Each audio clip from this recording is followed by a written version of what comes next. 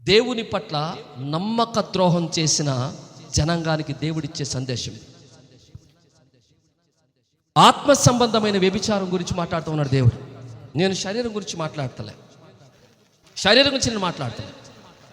ఆత్మీయ వ్యభిచారం, ఆత్మలో వ్యభిచారం.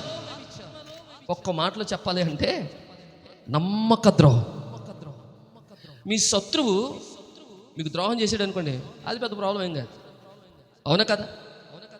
మీ శత్రువు మీకు ద్రోహం చేశాడు, అదే పెద్ద ప్రాబ్లం కాదు. శత్రువు చేస్తాడు. మిమ్మల్ని ఎరగని వాడు మిమ్మల్ని మోసం చేశాడు, అది ప్రాబ్లం కాదు.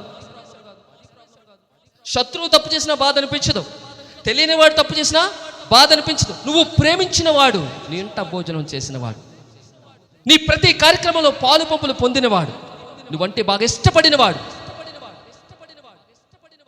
తప్పు చేశాడు అనుకోండి, భరించలేను.